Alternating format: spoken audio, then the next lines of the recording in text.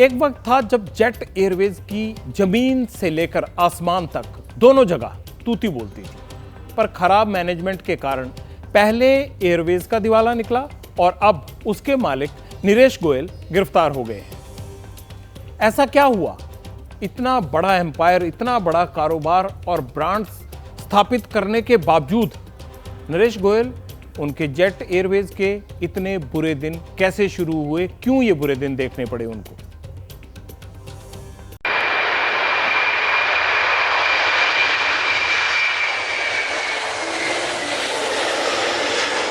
नरेश गोयल का सफर किसी चमत्कार से कम नहीं। एक एयर टिकट कंपनी में नौकरी शुरू की, फिर खुद की ट्रैवल एजेंसी खोली, फिर एयरलाइंस शुरू की और उसे भारत के सबसे बड़े और लग्जरी एयरलाइंस के तौर पर स्थापित किया। भारत की उभरती इकोनॉमी के सबसे बड़े चेहरों में शामिल हुए। अपने समय में जेट एयरलाइंस साउथ एशिया की सबसे बड़ी निजी एयरलाइंस थी। कम ही लोगों की ऐसी किस्मत होती होगी। नरेश गोयल को गिरफ्तार कर लिया गया है। उन पर मनी लॉन्ड्रिंग का आरोप है। एनफोर्समेंट डायरेक्टरेट का कहना है कि नरेश गोयल ने धोखाधड़ी की है। सबसे बड़ा आरोप यह है कि ये सब कुछ जेट एयरवेज के नाम पर हुआ। मतलब जिसके हाथों में जेट को उबारने की जिम्मेदारी थी, वही जेट एयरवेज को डुबोने का सूत्रधार है। नरेश गोयल ने कैनरा बैंक से 848 करोड़ रुपए का कर्ज लिया। उसी कर्ज में से 538 करोड़ रुपए की रकम बकाया है। बैंक की ओर से धोखाधड़ी की शिकायत पर सीबीआई जांच शुरू हुई। सीबीआई ने गोयल फैमिली और जेट के अफसरों के खिलाफ एफआईआर दर्ज की। इसी एफआईआर के आधार पर ईडी ने जांच को आगे बढ़ाया। सामने क्या आया? गोयल ने कर्ज की रकम का नाजायज खर्च किया। फर्नीचर, शॉपिंग, ज्वेलरी खरीदने में खूब पैसे खर्च किए। नरेश गोयल ने पत्नी और बच्चों के खातों में पैसे डाले। गोयल के घर के कर्मचारियों की सैलरी भी कर्ज के पैसे से दी जाती थी। बेटी की कंपनी चलाने के लिए भी रुपए खर्च किए गए। इसके अलावा भी बहुत कैनरा बैंक वाले लोन से किया गया। ऐसी कंपनियों में निवेश किया गया जहां से कभी पैसे आने ही नहीं थे। उन कंपनियों को लोन दिया गया जो पहले से ही कर्जदार थी। शेल कंपनियों के जरिए टैक्स हेवन देशों में पैसे भेजने के आरोप हैं। इसके अलावा विदेशों में प्रॉपर्टी में निवेश करने के भी आरोप हैं।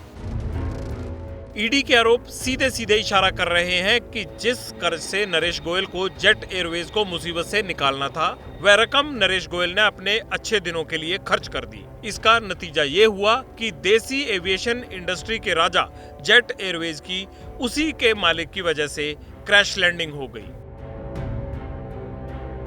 और जिस जेट एयरवेज से देश के एविएशन मार्केट को रफ्तार मिलने की उम्मीद थी, उस पर अपने ही मालिक की कारगुजारियों के चलते ताला लग गया।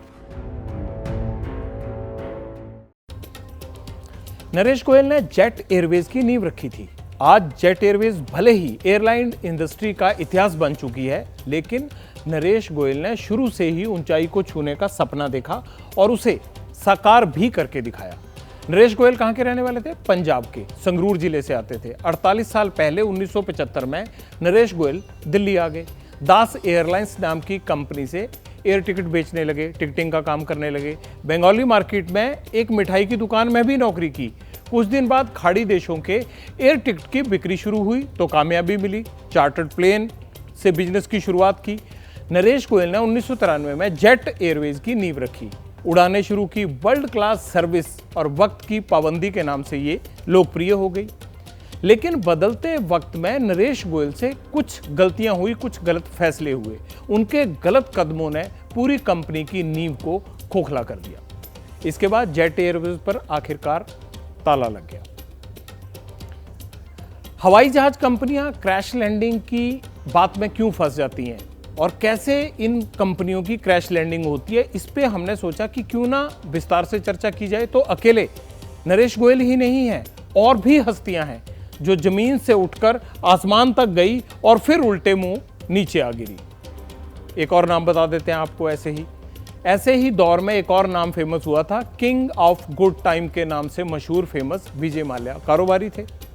बेंगलोर में बड़ा लंबा चौड़ा धंधा था। ग्लैमर और चकाचौंध वाली किंगफिशर एयरलाइन कुछ साल तो ठीक ठाक चलती रही, ये उन्हीं की थी, लेकिन वो भी बहुत जल्दी बंटाधार हो गई।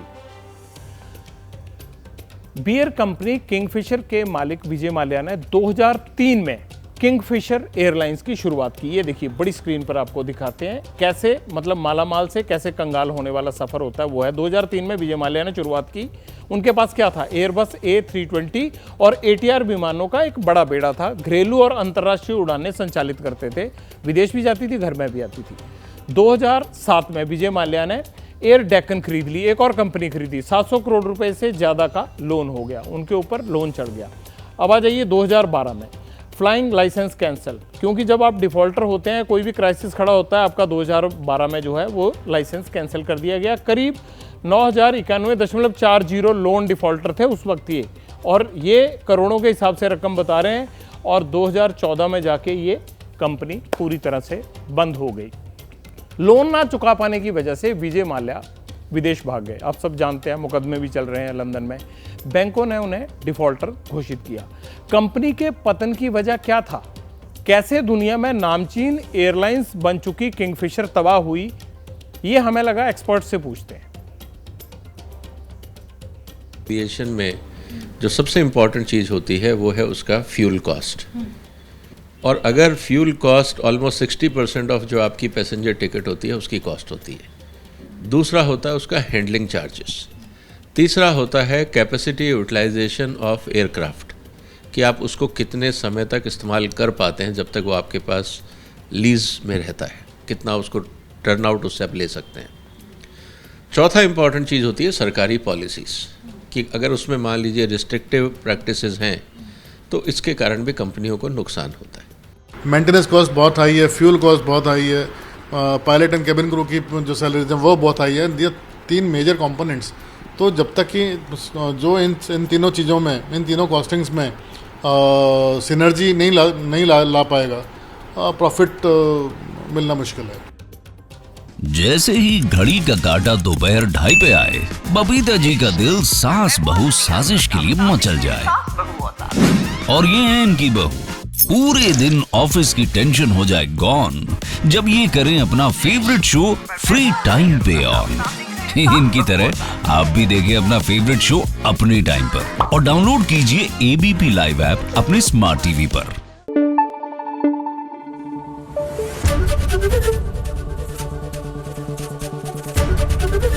ABP न्यूज आपको रखे आगे।